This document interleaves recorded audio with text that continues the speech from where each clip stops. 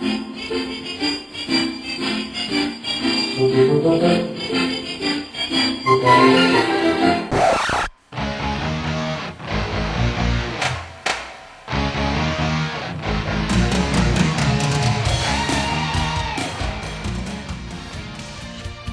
to Real Estate Real World, where we talk to the movers, shakers, and leaders that are getting it done right now in the real estate industry and beyond.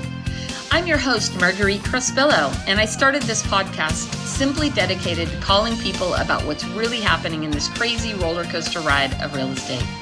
Be sure to subscribe on iTunes and stay up to date on the newest stuff by adding yourself to the list at www.realestaterealworld.com. Now, let's dive into the world of real estate. Hello, everybody. It's Marguerite Crespillo, and welcome to Real Estate Real World, where we get to talk to all the cool people. And I have to tell you, I have known this guy for a few years now, since we got to work together at EXP. And he's always so fun to see him. Like whenever you see him, it's like you've just connected with your longest best friend. Him and his beautiful wife are great. We always have a good time around them. And he's an extraordinary trainer and has extraordinary background. So I'm going to read his bio real quick, and then we're going to bring him on stage. So let me grab your information. So Knolly Williams, aka the Business Healer, I love that title, by the way, is a best-selling author, international speaker, and thought leader who has mastered the art of working smarter, not harder. Love that. He runs 3 thriving 6-figure businesses while working just 3 hours a day, and he teaches thousands of entrepreneurs and business leaders how to do the same. With over 40 years of entrepreneurial experience, Knolly has built multiple 6- and 7-figure businesses from the ground up. In his 20s, he launched a 7-figure record label. How fun is that? By his 30s, he became one of America's top real estate brokers, selling over 1,000 homes as a solo agent in just 10 years. In his 40s, he took to the seminar circuit, speaking in over 100 cities worldwide. Today, Knolly inspires tens of thousands through his YouTube channel, Knolly Coaching Club, and Life Unlimited Ministries, a 501c nonprofit dedicated to helping people uncover their God-given passion and purpose. Through faith-based training, Knolly empowers individuals to discern God's perfect will for their lives and step fully into their calling so they can live the extraordinary life they were meant to live. So, welcome, my friend Knolly. Marguerite. What's up, Marguerite? Not much. How are you? Hey, I'm doing great, and I appreciate that incredible intro. And I've been looking forward to this for a long time. I'm surprised you hadn't had me on before now. I'm excited you're here. I know every time I see you, I'm like, have you booked the time yet? And I appreciate you're so busy and traveling all over the world. And, I know my little podcast here was low on the totem pole, but I know you got a million things going on. No, I'm doing, I'm having a great time living life. And I want to know, how's Joe? Joe's doing great. Oh yeah. Joe is hanging out. I think he's downstairs right now getting some stuff done, and cool. He's keeping busy trying to stay out of trouble. He's got a great comedy show coming up. You know, he does comedy. He loves that. Yep. He's got a comedy show coming up on April 10th. We're doing to raise money for Parkinson's. Oh, that's awesome. Yeah, but he's doing really good health wise and feeling good, and, out there causing trouble. And sounds like my wife. She's out there. She keeps, I'm actually on day 4 of a cleanse, of a fast, basically fasting. So tomorrow's day 5, and then I can have my coffee again. Yeah.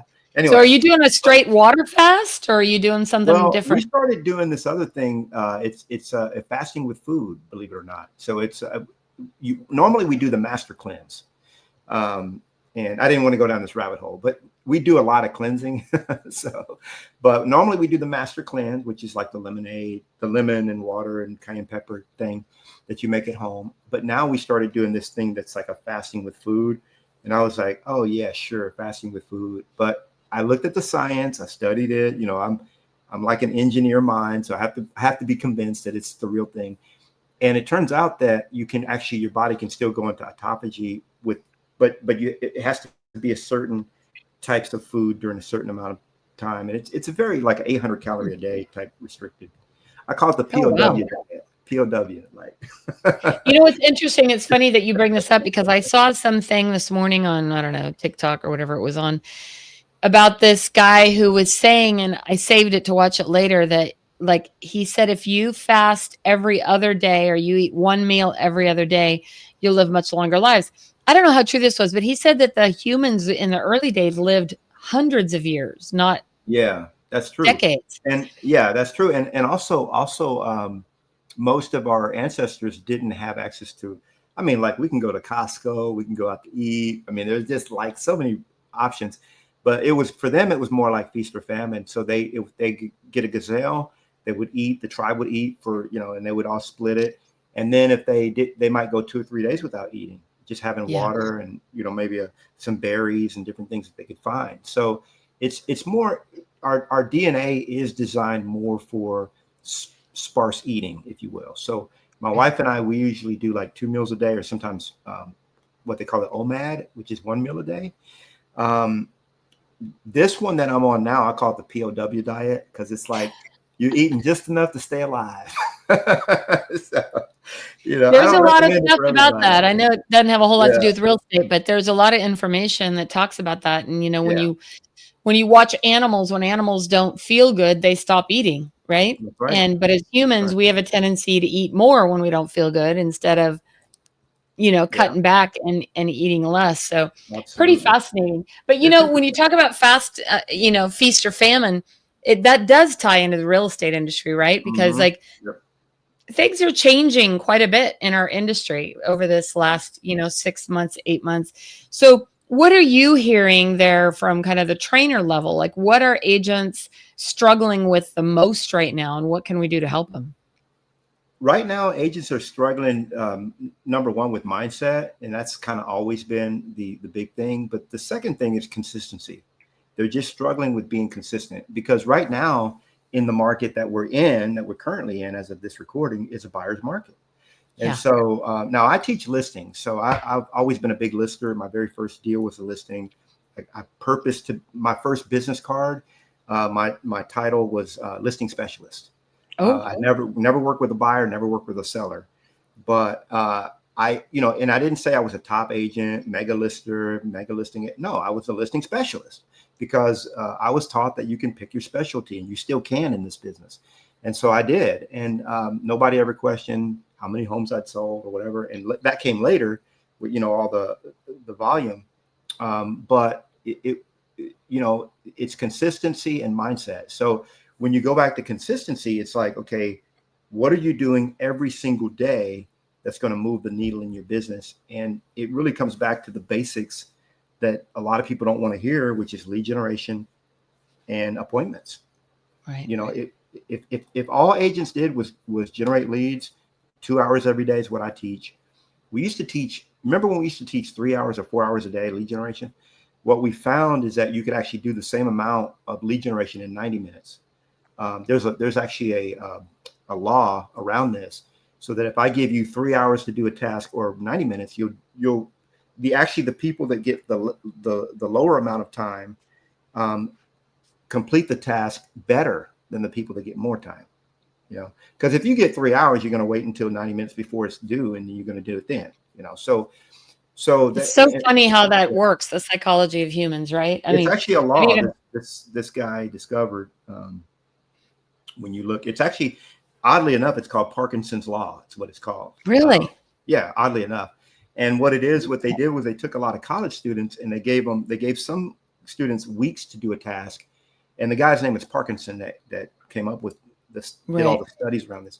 And then they gave some just days and some hours. And the lower amount of time that they gave someone to do a task, the more they got done, and it was actually complete and better. So the student teams that they gave less time actually did a better job than the ones that they gave weeks to do the same. Isn't that interesting? And I have to, I 100% agree with that, because I think about my own self. Like, if somebody says, get this done by Friday, I'm literally going to be doing it Friday afternoon, Correct. right? That's correct. Or even like leaving for vacation. There's different personality styles, and Joe and I are different in that. Like, Joe is more organized. He takes about a week to pack, right? He lays all Yeah. his stuff out and he knows what he's going to wear every day. Me, I'm like an hour before throwing it all in. And then I overpack. I take too much junk. Yep. I'm kind of in between. I have a checklist for packing that I developed over the years. And so I'm able to actually pack. It's very precise. So I just check off I have like 63 items on my packing list, and I use my iPhone to do it all. So it's actually really cool. But my wife will not do that. She's like, no, I'm not doing no list. Well, the funny thing is, the only time I ever was very organized in packing was in 2015. Joe and I went to Spain for 2 weeks. And it was the first time we had, as a couple, taken a vacation without kids or friends, right? And Joe's parents were born in Spain. So we had this whole like magical trip to Spain for a couple weeks. But we decided we wanted to go only with carry-ons. And so we each only took a carry-on and a backpack so that we could Wow. not have to worry about all this luggage, Yep. hauling all over Spain. And it was actually so freeing. Yeah. Because you take, well, I don't know about you, probably not, but your wife and I am sure are probably the same. We take way more stuff than we ever even wear. Like probably 90% of the stuff I end up not wearing, or, it's crazy. It's interesting because I always, when I travel and we go all over the world, I just take a backpack and a carry-on, especially in Europe and other places like that, because, it's lugging that stuff around. And my secret, here's my secret to this. And I know we're not even on real estate at all yet, but my secret is I only ever pack for 3 days. Oh, wow. That's it. That's been my secret for like the last 15 years. I pack for 3 days. And if I'm gone for 30 days, I pack for 3. If I'm gone for 6 months, I pack for 3. In fact, we, believe it or not, I don't have that many clothes with me now. And I've been in Texas for like a month already, and then we just wash clothes twice a week. So anyway, that's a whole nother, I think that's a different podcast. That's okay. It's important information, right? Especially for some of us who like to travel, want to travel, and I think a lot of the agents would like to do more of that.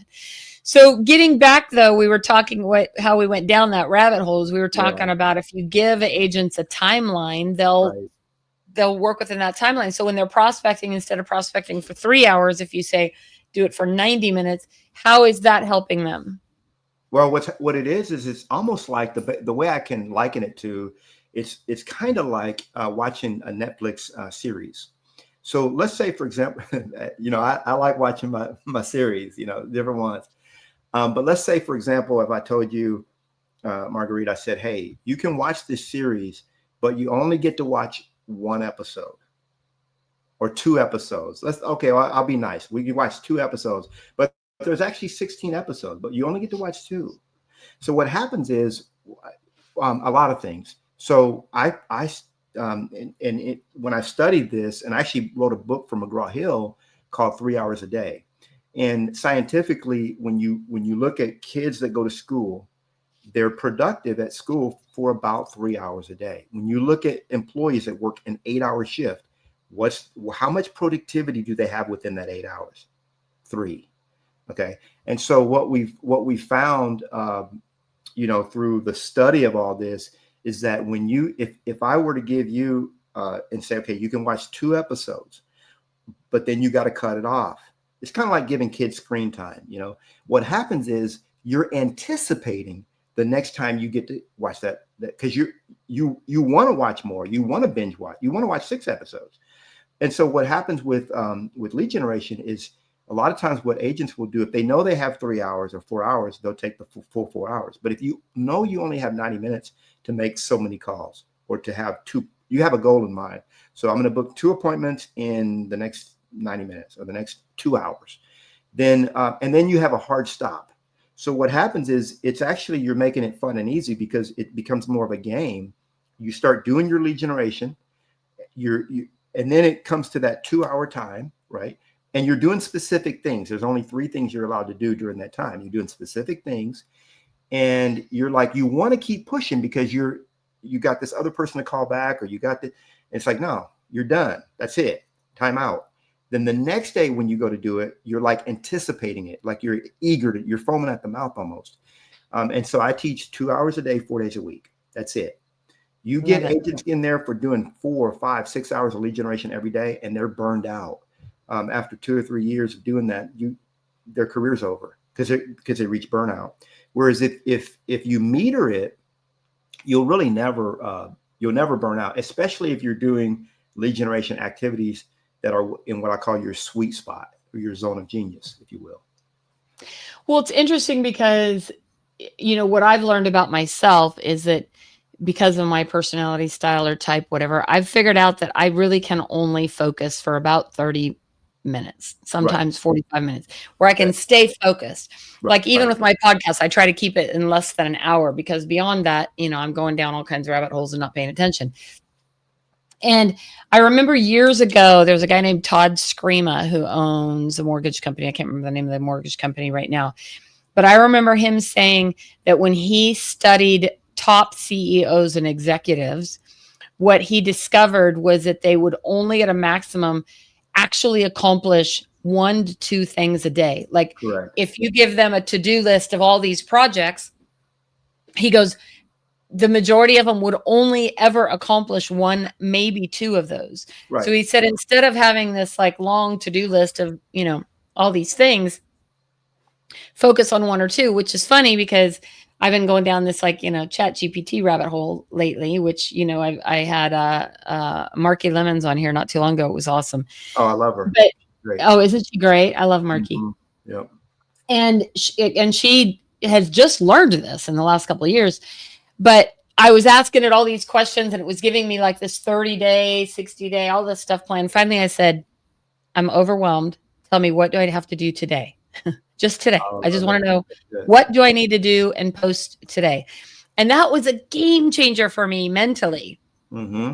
Because Yeah. otherwise I'm thinking I need to save this checklist and I need to make sure I've got a folder for it. And I'm going down all these bazillion Yeah. places that I need to go. And I think that we're all so overwhelmed, with all the social media and all the, projects and all the things we're trying to keep up with, that you're so right. Like consolidate things into shorter, bite-sized chunks, right? Right. And you're seeing much better success rates with the agents that you're coaching, correct? Yeah, I am. And the whole key is really doing a lot less, a lot less. Speaking of, like Mina, I'm thinking of Mina. When she came to me, she hadn't had a deal in 8 months. 8 months. Can you imagine going 8 months without a paycheck? I mean, that's Oh, hard. And her husband, luckily, he had a good job, but he wasn't quite making ends meet. And he said, "Look, you got to go back to your corporate job or do something. You got to." And so I taught her a system, which is the same thing that I teach, all my coaching clients is it's 2 hours a day, 4 days a week. You're focused only on lead generation because when it comes to listings, so years ago, I wrote a book called Success with Listings. It's almost 10 years ago now. And I wrote it after I had taken over 1,000 listings my first 10 years. And I wrote it in my 10th year of business. And so, or after my 10th year of business. So, what I did was I broke it all down into 46 steps. So for the listing, if you become a big lister, so my last year in active, production, I did 153 listings, mostly listings, 153 deals as a solo agent, no team. But what I had was four VAs, basically 4 assistants. Some were stateside, some were overseas. And they did all the in between. What I found, Marguerite, was that on the 46-step listing system that I employed and that I teach, step 1 was generate the lead. Step 11 is going on the listing appointment. Step 40 is closing the deal. And then there's 6 steps after closing. There's 46 steps total.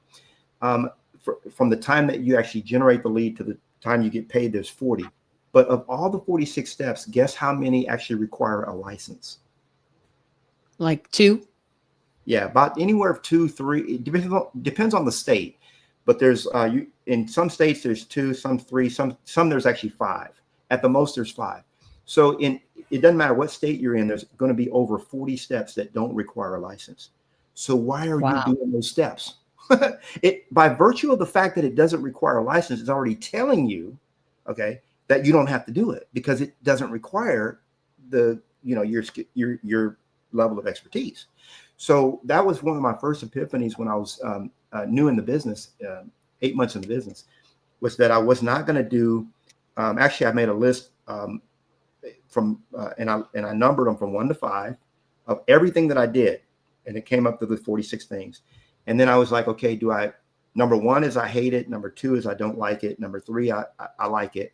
Number 4, I really like it. And number 5 is I love it. It's kind of like an Amazon list or even a Google review type, 1 to 5. And so I rated everything, every step from 1 to 5. And I said, I will only ever do 4s and 5s. I either have to, if I like something, if it's a 3, I won't do it. I won't do things I like. I'll only do things I really like or love. Okay. And then I said, okay, now of all these things that I like and love, what are income producing? And there were only 2: generate leads, go on appointments. Those are the only 2 things in your business that generate that generate income. Everything else is an ancillary activity to support, the income producing activity. Okay. So does that make sense? So yeah. And it's funny to me because I, for years, have trained what I call love-hate document, right? Where you take everything you do in a day and you put it down the middle of a piece of paper and you move it to either love it or hate it. And everything that you hate, you delegate, right? Yeah. There's you give it to somebody else to take care of. Yeah. I what? like it. There's levels of hate. Mm-hmm. So I won't even, I don't have to hate it to not do it. If I like it, I won't do it. Right. Does that make sense? So I've got it. And that's good. I like the way you're doing it because you're saying, look, if you don't love it, you hate it by default. Yeah, right? exactly. So that just makes it even easier actually to it's kind of like, is it a hell yeah? Or if it's not, it's a no. Right. Well, that's what I tell too, like clients, when I'm talking to clients, I go, when you walk through a home, it's a yes, no, or a maybe. And the maybes, like 99% of the time, are a no. Yep. It's just you're kind of hanging on to it, thinking there might be a chance, kind of like a bad relationship, Right. And yeah. It's like those maybes are usually almost always a no. It means you're just for some reason think you need to hang on to it, even though you don't. Yeah. And, and the truth of the matter is most of us don't delegate because either we feel like we can't afford it. We don't have the time or energy to train somebody. Right. Or it's an ego thing. So it's just like, man, nobody can enter this property into MLS like I can. I mean, look at how my keys hit the stroke. My fingers hit the keys. I mean, I'm the best at entering properties in the MLS and the property descriptions and this and all the other things that go into it. I mean, nobody can book a photographer. You're talking about, getting somebody out to the house to take pictures. I'm the best at doing that. I mean, nobody can get on the phone with these photographers and get them out. Like it, and so we have this idea. And what I did one year, because I used to be that way.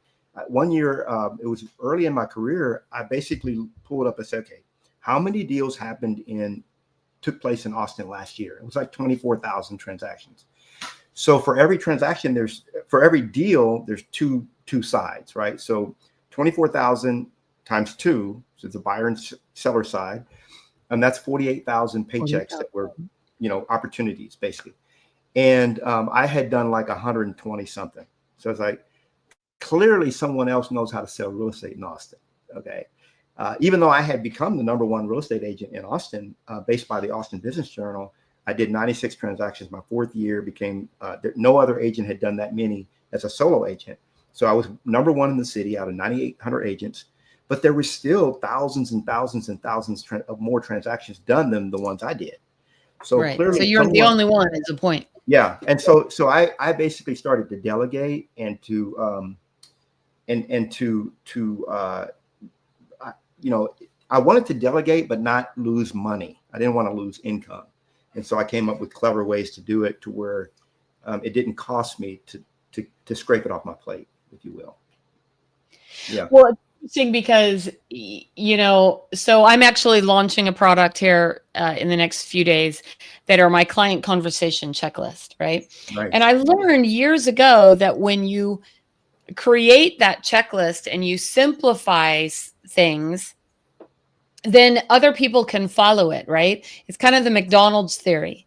Like Sure. McDonald's has a process of how they make the Big Mac, and it's so simple that anybody can do it.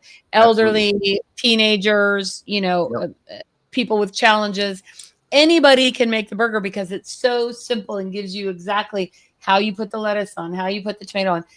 And I think people think in real estate that it needs to be more complicated. I mean, Yeah. I think one of our greatest skills are none of that. They're, how good are we at negotiating, or how good are we at, presentations? But you're right. We get caught up in it. We're like, oh, nobody can do it. The truth is they can do it better than you, because they will actually get it done. Right? Absolutely. Yeah. You're spending so much Absolutely. time yik yak and talking Yep. about it, and you're Yep. not getting it done because you're waiting Yep. for it to be perfect, because you're the only one who can do it. Right? Yep. Yep. I mean, if it could be argued that the third thing that you could argue could be income producing is negotiating offers.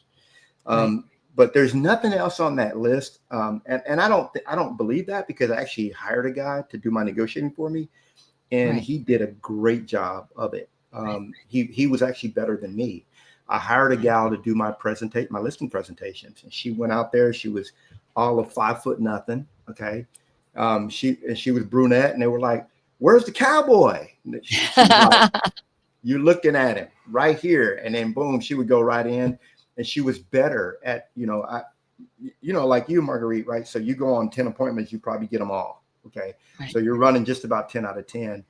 And that was me as well. And anybody else listening to this that's really seasoned and good at presentations, people are going to list with you if they really feel comfortable with you, and your energy read is right, and your stuff. I mean, it's just going to happen. So what most agents just need is some more at bats. And the way you get them is you got to spend that time in the morning generating leads. You gotta become a master lead generator. But it doesn't take more than 2 hours a day. I never spent more than 2 hours a day. Even doing over 100 deals a year, it doesn't take more than that. So I have a question for you, and this probably relates to me then. So I've been 31 years in real estate, long time, actively selling the whole time. And so much of my business is referrals and repeat business now, and people that have come back to me. So I've struggled with being able to delegate that, right? Like, they were personally referred to me, and Yeah. how am I going to send somebody else out there that's not, the cowboy, or not me, or not, to meet with them when they were maybe they were a client from 10 years ago, and they've called me back because I'm the one who helped them 10 years ago. And then when somebody else shows up, how did that go over? Yeah, I mean, it's the old thing that JC had to deal with, right? When he started JC Penney. If I was to walk into a JC Penney today and say, "Look, I'm only going to buy a suit from JC. If he doesn't serve me, I'm not buying nothing." I'd be laughed out of the place. See? Right. So anybody that has a franchise type of understanding or mentality, that wants to grow or go from I to we to they, you have to separate yourself from that. And it's a paradigm shift where you basically can say, I actually run a team, and then your people understand that now you're the pilot. You've heard the pilot analogy. Yes. Yeah. And so Well, let's now, explain it though for our listeners. so what I tell and I actually learned this from Kevin Cooper, my buddy over there in Elk Grove. He says, if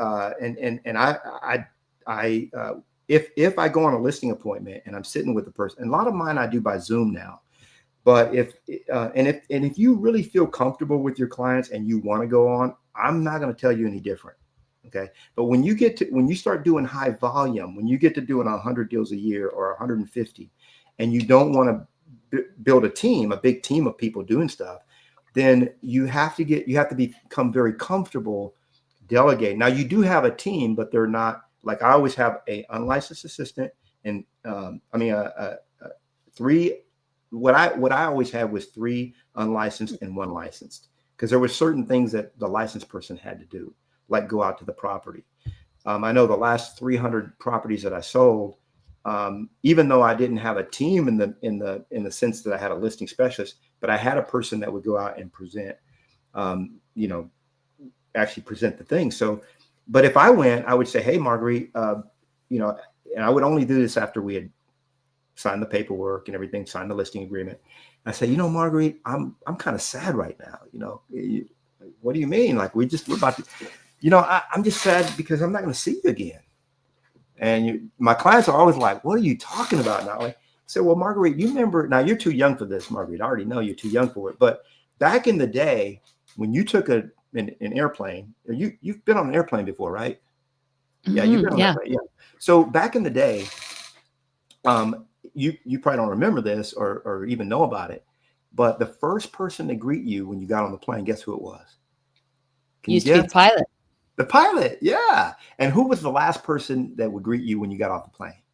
The pilot. Absolutely.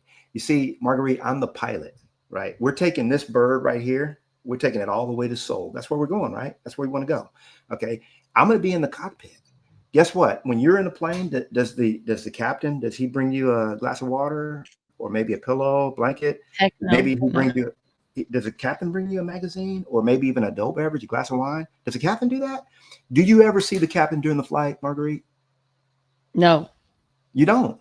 And guess what? If we see the captain during the flight, we got big problems. But make no mistake. Make no mistake. If the captain comes over to me and gives me peanuts and pretzels, I'm going to be very offended. So make no Yeah. mistake, Marguerite. Here's the reality. The captain was in the cockpit the whole time. That's my job. I'm in the cockpit. I'm taking this bird to Seoul. That's where we're going, right? Okay, that's where we're Right. going. Now, my team is going to handle all the details. All right. I've got a well-oiled team on this plane. So I love it. and so that's what I explain to my clients. And they're like, even if I was to pick up the phone and reach out to them during the transaction, they're like, Knolly, is everything okay? I'm like, oh, yeah. Don't worry about it. Don't worry about it. We're good. We're good. I just want to talk to you. That's I had one time, Marguerite, I was on my way to, I'm going to give a quick story. I was on my way to Funnel Hacking Live. It was 2017. I sat on the aisle seat. My wife sat in the middle. And then there was another guy sitting in the window. And so we're excited because we're going to Funnel Hacking Live, all this stuff, Click Funnel Junkies and all this. And the guy kept looking at me. He'd look at me, and would look away, look at me. And I could see him out of the corner of my eye, kept looking at me. So finally, I'm like, man, this guy. So finally he says, excuse me, can I ask you a question? Do you sell houses in tech? You're in real estate? I said, yes, sir. I'm in real estate. He says, is your name Knolly Williams? I said, yes, sir. My name is Knolly Williams. He said, you sold my house. I said, pleased to meet you. What's your name, sir? And I shook his hand. And we had a great flight. We had a great conversation, everything. So my wife, when we got off the plane, she said, the guy's name is Horatio. She said, why don't you do a video with him? And I was like, no, I don't want to, we're trying to get our bags and everything at baggage claim. She was like, no, go ahead, do a video with him. I was like, I'm an introvert. A lot of people don't know that. I'm a shy kid. I was the shyest kid in school. So I was like, man, would you mind if we do like a little video? Oh yeah, I'll do a video with you. I said, well, I have a YouTube channel. He said, no problem. So he threw his backpack down and I just interviewed him about the process of selling his home. It's like a 3 or 4 minute video. It's up on YouTube. Wow. And I said, the final question that I asked him, I said, Horatio, let me just ask you this one question. Because he went on and on about how great the process was. I sold his house. He loved working with me, on and on. I said, now, Horatio, did you and I ever talk personally? He says, you know what? Come to think of it, I think we did talk once. And he was right, because I initially talked to him during I have an intake process. So I'd initially had talked to him. And I said, now, did you ever talk to me again? He says, I never talked to you again after that. And it was over the phone that I talked to him. And he says, I said, now, Horatio, do you feel like the process, like the transaction or your experience was somehow diminished, or maybe it was a little less than, or maybe it could have been maybe a little better or enhanced in any way by having me involved in the process? And he did like this, Marguerite. He looked over like that and he was trying to think. Now, this is an ego blow because I want to be important. Right. But he looked like he was trying to figure out how it could have been better. And he finally looks at the camera. He says, I can't imagine how it could have been any better than it was. And boom, that was a mic drop. Because, and this is the reality. And this is what I explain to my clients is that homes don't have to be seen to be sold. The reality is, if you want to get real big, you got to get real small. And the way you do that is you got to do a lot less than you're currently doing if you want to do more. And I love that. Yeah. And that video is up on my YouTube channel, even to this day. It was just a fun little thing that we did. And all my clients felt that way. I average 5 stars. I have 244 reviews, I think, on Google. And it's a 5-star average right now. That's very difficult to get. That's very difficult to get. You're going to have somebody upset somewhere, right? And you're not actively selling anymore though, right? Now you have No, a team that does it. most of those are as a coach, which is even doubly hard. You know, us Yeah. coaches, boy, I'm not sure I know any coach that has a 5-star average. And I'm Yeah. not tooting my own horn. I'm just saying that, you know, you treat people right. You treat people the way you want to be treated. And at the end of the day, people just want their home sold. We think they want us, and that's cool. What they really want is the standards, the high standards that we stand for. And if we create a business, you know, like I heard, the last thing I'm gonna say on this, and I'm gonna hand the mic back. When you do high volume, it's like having a Hershey chocolate factory. Okay, so nobody, if I go to Hershey and say, look, I need 10,000 bars and I need them by Friday at 6, they're not going to be overwhelmed. Okay, they're just going to maybe run a night crew, but the machinery is already in place. Yeah. So it's if you already have a well-oiled machine, and by the way, nobody cares who was in the factory making the bars. They just want the end product. They want their home sold. They want top dollar. That's They want so to get the true. least. They don't care. And so that's what I ask my agents. I say, have you ever taken 21 listings in 1 week? Because they're like, I want more listings. Not only I need more leads. I said, look, what would happen if you took 21 listings in 1 week? Like 1 week. Because I've taken 21 listings in a week. That was our record. I've never done more than that, but if it was 1 week from Monday through Friday, we took 21 listings. And it was, and guess what happened? Nothing different. It was the same because we had a well-oiled machine. It just went through the process. And so if you have your system down, then now if you insert yourself into the system, you know what we got then? You got a cog in the wheel. We got a bottleneck. Yeah. And that's why reason why a lot of agents don't grow. You know, it's so funny because I think back where my mind went is back in 2010 when the market was the worst it was, and I was doing a lot of REO. And I remember having I had an interview with Kelvin from Fannie Mae at the time, and he said, "Hey, we're going to try you out and give you 2 or 3 properties and see how you do." Right? This whole REO thing was new. They gave me 90 properties, 90, Yep. 90. That's And crazy. all I remember thinking was, what am I going to do? But you know what? I figured it out. I Yep. got my good friend Heather, who joined my team at the time, and we sat and we stayed up all night for a few nights trying to And get that's this 90 listings. system dialed. That's 90. We got 90. 90 listings. Yeah. And we were getting 10 a day, like a day. I mean, Wow. it was the worst market in history. It was wild, but Yeah. we had to put a serious system into place that would work. And for Yeah. some reason, I've had this mental block. You know, I did that fine in REO, but that wasn't really a relationship, Sure. a relationship based Sure. business. So I'm figuring that out. But I know that as we wrap up today, I know that you've got a new coaching program because we talked a little bit about it before we came online today. So tell us a little bit about that and how people can get a hold of you if they have some interest in joining that. Yeah. Let me share one more thing real quick. Okay, perfect. Because it's just like a lot of agents, for example, they go to closing. Okay. And it's just not something that I did. Okay. And so what I looked at it like was, okay, if I'm going to go to closing, I'm going to be in there an hour. They don't need me at the closing table. And then it takes 30 minutes to get to the title company, another 30 minutes to get back home. Right. So that's 2 hours of my life. Right. Well, but now you got to tie a knot around it. Okay. No problem. What I would rather take my client to lunch and spend 2 hours with them there than at a closing table.